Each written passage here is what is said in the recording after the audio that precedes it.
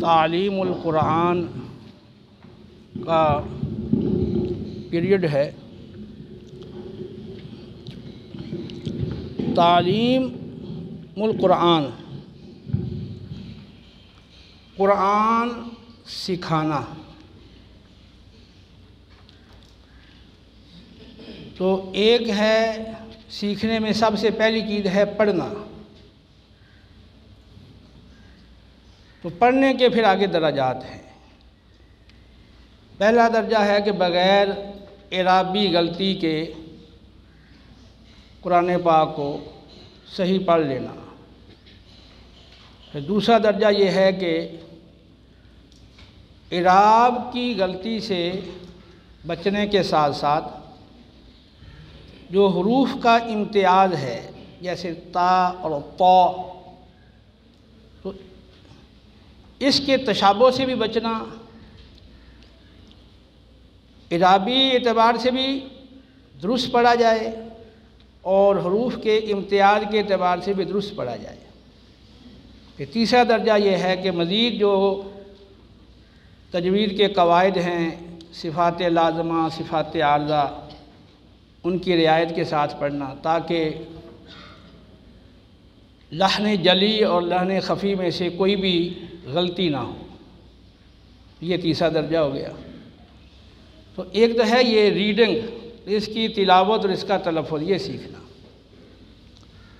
دوسرا آگے ہے اس کا اگلا درجہ اس کے معنی اور مفاہیم اور مطالب کا سمجھنا۔ اب اس کے سمجھنے کے بھی آگے مراتب ہیں اور اس کی مختلف جہات ہیں۔ ایک تو ہے کہ آپ اس اعتبار سے پڑھیں کہ آپ صیغے کی پہچان کریں تاکہ صیغے کی پہچان کی مدد سے آپ اس کا ترجمہ صحیح کر سکیں، لیکن اس کا تعلق تو مفردات کے ساتھ ہے۔ پھر وجوہ اعراب جاننا، ترکیب جاننا تاکہ پورے جملے کا مفہوم اور کس کلمے کا کس سے تعلق ہے مفہوم کے اعتبار سے اس کو سمجھنا۔ پھر بلاغت کے اعتبار سے جو اس میں نکات ہیں ان کا جاننا۔ تو ایک ہے پڑھنا اور ایک ہے اس کا سمجھنا۔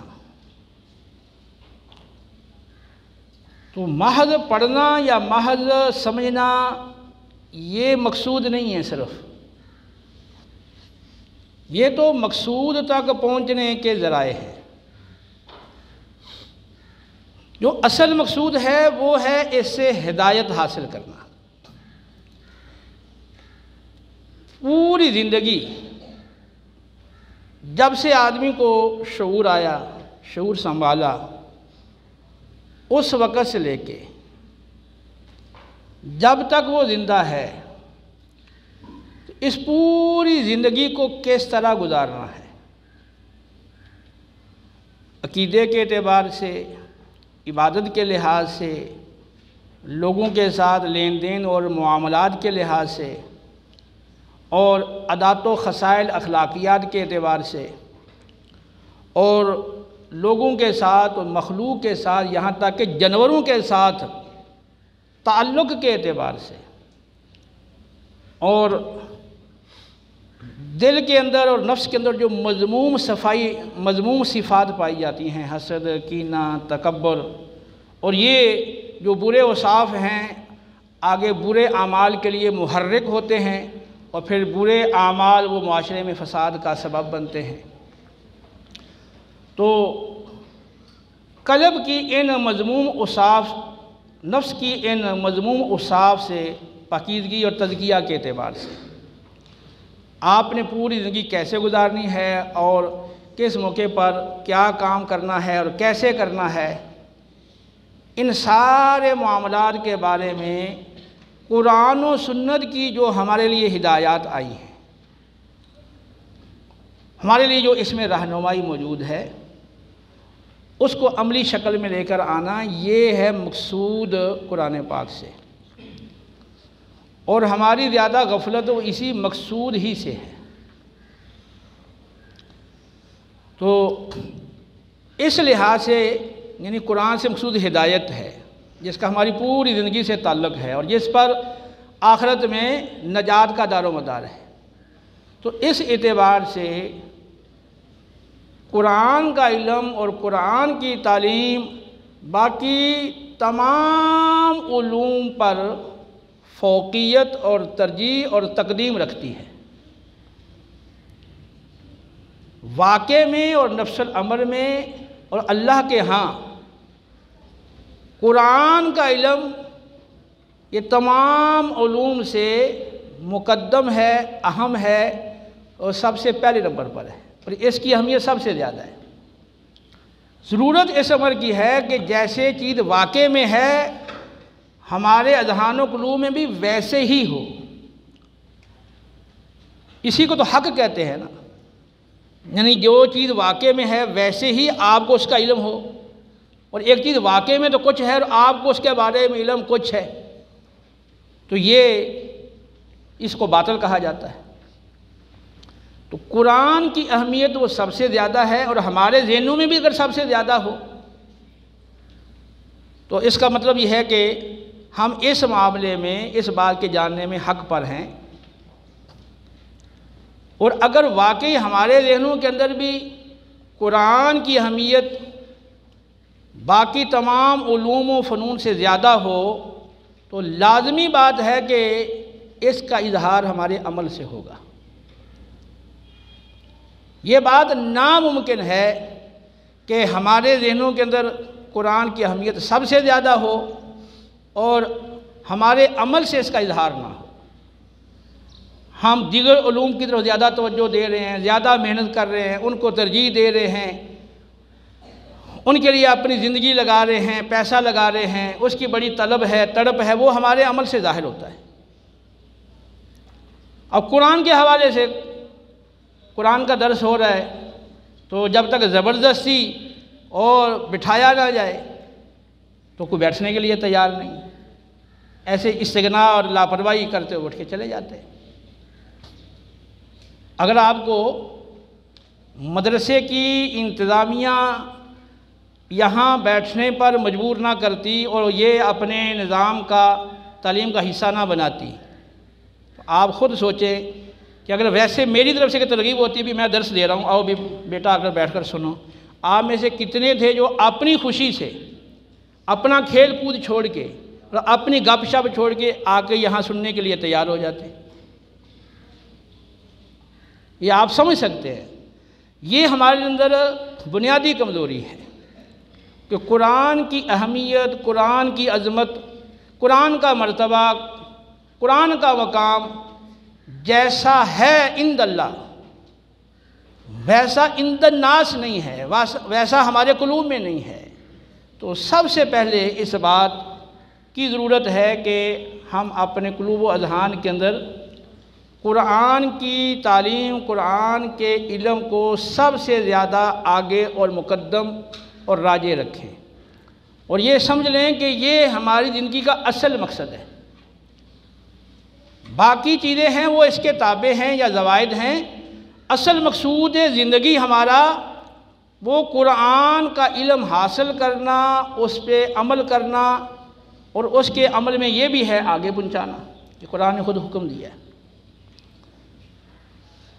کوئی بھی عمل کریں تو سب سے پہلے اس عمل کی نیت اور اس عمل کے محرک کا درست ہونا ضروری ہے، ورنہ تو احادیث کے مطابق قاری، حافظ، عالم دین، یہ ایک ہی شخص کے لیے الفاظ حدیث میں آئے ہیں۔ تو حافظ، قاری، عالم، سخی، شہید، جن کی پوری زندگی ان بہترین کاموں میں گزری تو ان کو بروز قیامت جہنم میں اوندے منہ گھسیٹ کر ڈال دیا جائے گا۔ تو اسی وجہ کیا تھی یا وجہ کیا ہے کہ جو اس اچھے اور نیک عمل کا محرک اور نیت تھی وہ درست نہیں تھی۔ مقصود شہرت، ریاکاری، دکھلاوا، یہ چیزیں تھیں جس کی وجہ سے یہ اچھے سے اچھا عمل بھی ان کے لیے آخرت میں نجات کا سبب بننے کی بجائے ہلاکت کا سبب بن جائے گا۔ اَيَوَدُّ أَحَدُكُمْ أَن تَكُونَ لَهُ جَنَّةٌ مِّن نَخِيلٍ وَأَعْنَابٍ تَجْرِي مِن تَحْتِهَا الْأَنْهَارُ لَهُ فِيهَا مِن كُلِّ الثَّمَرَاتِ۔ قرآن کہتا ہے کیا تم میں سے کوئی شخص یہ پسند کرتا ہے کہ اس کے پاس ایک بہترین قسم کا باغ ہو جو نہروں کے بہترین پانی سے سیراب ہوتا ہو اور وہ تمام قسم کے پھلوں سے لدا ہوا ہو، وَأَصَابَهُ الْكِبَرُ وَلَهُ ذُرِّيَّةٌ ضُعَفَاءُ، تو اب وہ شخص بوڑھا ہو، بوڑھاپا اس کو پہنچ چکا ہو اور چھوٹے چھوٹے کمزور ننھے منھے اس کے بچے ہوں، فَأَصَابَهَا إِعْصَارٌ فِيهَا نَارٌ فَاحْتَرَقَتْ، پھر اس حالت میں ایک آگ کا بگولا اس باغ کو آ لے اور وہ باغ سارا کا سارا اس آگ کے بگولے سے جل جائے۔ تو اب آپ دیکھیں کہ اس شخص کو کتنا صدمہ ہوگا۔ بہترین نفیس باغ ہے جو پھلوں سے لدا ہوا ہے، خود بوڑھا ہو گیا ہے، اب اس میں مزید ہمت نہیں ہے کہ اگر یہ باغ جل جائے تو اب وہ دوبارہ سے باغ لگا کے اس کو پھل آور کر سکے، اور بچے بھی ننھے منھے ہیں، وہ بھی اس قابل نہیں ہیں کہ اب اس کے بڑھاپے کا سہارا بن جائیں اور وہ اس باغ کو لگائیں دوبارہ سے۔ خود بوڑھا ہے، بچے کمزور ہیں، ننھے منھے ہیں، اس حالت میں وہ بہترین باغ جو پھلوں سے لدا ہوا ہے اس کو آگ پہنچی اور وہ جل جائے تو اب بتائیں اس کو کتنا صدمہ ہوگا۔ یہی کیفیت اس شخص کی ہوگی جس نے دنیا میں نیک اعمال اللہ کی رضا کے لیے نہیں کیے، دنیاوی مفادات کے لیے کیے، حب مال، حب جاہ یعنی حب اقتدار اور اپنی خواہشات کی خاطر کیے ہیں، اللہ کی رضا مقصود نہیں تھی، ریاکاری، شہرت کی طلب، تو یہ چیزیں اور ان محرکات کی بنا پر اس نے دنیا میں عمل کیے۔ آج جب آخرت میں جائے گا، اللہ کی بارگاہ میں وہاں پیشی ہوگی تو وہ تو بڑا خوش ہے کہ میں نے بڑے عمل کیے ہیں، نمازیں پڑھی ہیں، روزے رکھے ہیں، صدقات و خیرات دیے ہیں اور دیگر اعمال حسنہ میں میری زندگی گزری ہے، دین پڑھتے پڑھاتے میری زندگی گزری ہے، تو وہ تو بڑا خوش ہے، میرے لیے آخرت میں انعامات ہیں، کیونکہ ان اعمال کے انعامات اس نے قرآن و سنت سے پڑھ رکھے ہیں۔ جب وہاں پہنچا تو پتہ چلا کہ یہ ریا کی وجہ سے اور دیگر نیت کے مفاسد کی وجہ سے یہ تو میرے سارے کے سارے جو اعمال ہیں وہ اللہ کی بارگاہ میں مقبول ہی نہیں ہوئے، تو مردود ہو گئے ہیں۔ یہ گویا کہ باغ جل گیا، اس کی اعمال کا، نیک اعمال کا جو حسین باغ تھا وہ جل گیا۔ تو اب وہ کیا کر سکتا ہے؟ اب وہ دوبارہ دنیا میں تو آ نہیں سکتا کہ اب وہ دوبارہ سے باغ لگا لے، اور وہاں کوئی اور تو نہیں اب اس کی وہ معاملت کرے اس کے لیے اس کا کوئی ازالہ ہو سکے۔ جیسے جہاں فرمایا گیا کہ بچے چھوٹے چھوٹے ہیں، اب وہ بچے بھی کچھ نہیں کر سکتے۔ اب اس شخص کو آخرت میں کتنا صدمہ ہوگا، اور اس صدمے کی ازالے کی یا تلافی کی کوئی صورت ہی نہیں ہوگی۔ تو اللہ نے یہ مثال دے کر ہمیں سمجھایا ہے۔ اللہ فرماتا ہے کہ ہم نے تمہارے لیے اپنی ان آیتوں کو کھول کر بیان کر دیا ہے تاکہ تم ان میں غور و فکر کرو، تفکر کرو اور سوچو۔ دنیا عارضی ہے، دنیا فانی ہے، اس کے پل کا بھروسہ نہیں۔ ابھی ہم زندہ ہیں اور ٹھیک ٹھاک ہیں، تندرست ہیں، تھوڑی دیر کے بعد جو آنے والا وقت ہے تو اس میں ہمارے ساتھ کیا پیش آنے والا ہے اور کیا ہو جانے والا ہے اس کا کوئی پتہ نہیں۔ نبی کریم علیہ السلام نے اسی لیے فرمایا، بخاری کی حدیث ہے، دنیا میں ایسے رہو جیسے کوئی پردیسی ہو یا راہ چلتا مسافر ہو۔ تو جب صبح کرو تو شام کا انتظار مت کرو، جب شام کرو تو صبح کا انتظار مت کرو، اور اپنے آپ کو مردوں میں شمار کرو۔ تو کتنے ایسے لوگ ہیں جو آج کی صبح زندہ تھے لیکن آج کی شام وہ زندہ نہیں ہوں گے۔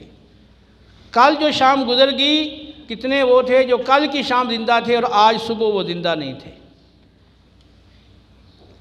تو حوادث زمانہ وہ ہر ایک کے ساتھ ہیں، کوئی پتہ نہیں اللہ کا بلاوا کب آ جائے، جب آ جائے گا تو لبیک کہہ کر اس کو قبول کرنے کے سوا کوئی چارہ نہیں ہوگا۔ اس لیے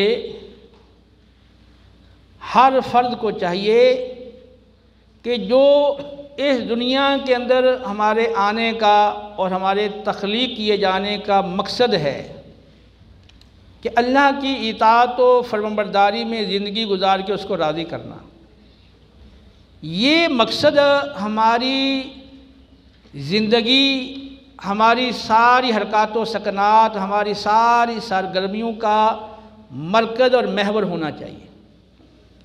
ہم جو بھی عمل کریں کسی قسم کا، ہمارے پیش نظر ہمارا مقصد زندگی یہ رہے کہ مجھے اللہ کی اطاعت کر کے اس کو راضی کرنا ہے، اور اطاعت کرنی ہے قرآن و سنت کے اندر جو اللہ کی ہدایات آئی ہیں ان کی روشنی میں، اپنی مرضی سے نہیں۔ کوئی عبادت کرنی ہے تو اپنی مرضی سے نہیں، باقی معاملات بھی آپ اپنی عقل سے سوچ کے نہیں، آپ اپنی عقل سے جو سوچیں گے وہ صحیح بھی ہو سکتا ہے، وہ غلط بھی ہو سکتا ہے۔ تو معیار جو ہے وہ انسان کی عقل نہیں رکھی گئی، معیار تو قرآن و سنت کو بنایا گیا ہے نا۔ ان ھذا القرآن یہدی للتی ہی اقوم ویبشر المؤمنین الذین یعملون الصالحات ان لہم اجرا کبیرا۔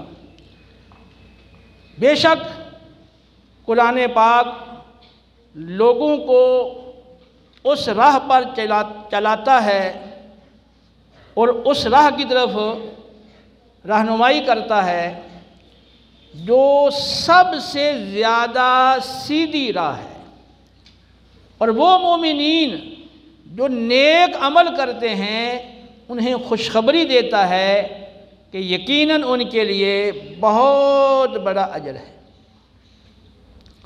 وَاتَّبِعُوهُ لَعَلَّكُمْ تَهْتَدُونَ، نبی کی اتباع کرو تاکہ تم ہدایت پا جاؤ۔ وَإِن تُطِيعُوهُ تَهْتَدُوا، اگر نبی کی اطاعت کرو گے تو ہدایت پا جاؤ گے۔ اور محترمہ مالک کی حدیث ہے، نبی کریم صلی اللہ علیہ وسلم نے فرمایا، میں تمہارے مابین دو چیزیں چھوڑ کر جانے والا ہوں، مضبوطی سے تھامے رکھو گے تو تم بھٹکو گے نہیں، ایک اللہ کا قرآن، ایک اللہ کے رسول کی سنت۔ تو ہدایت کا راستہ وہ صرف قرآن و سنت کا راستہ ہے، باقی ائمہ دین کی جو کتب ہیں یا تحریرات ہیں وہ قرآن و سنت کی تشریحات ہیں، وہ الگ سے کوئی چیز نہیں ہے۔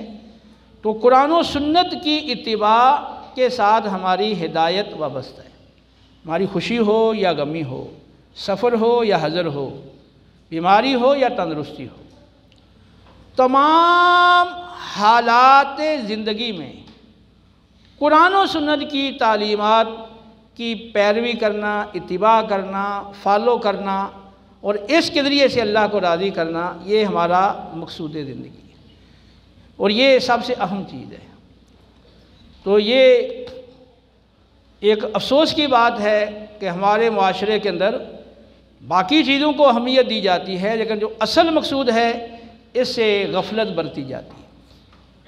تو ہر تعلیمی ادارے کے اندر ایک ایسا اہتمام انتظام ہو، ایسا وقت اور ایسا پیریڈ ہو جس میں جو اصل مقصود ہے اس سے آگاہ کیا جائے اور بار بار متنبہ کیا جائے، بار بار یہ چیز ذہنوں میں بٹھائی جائے۔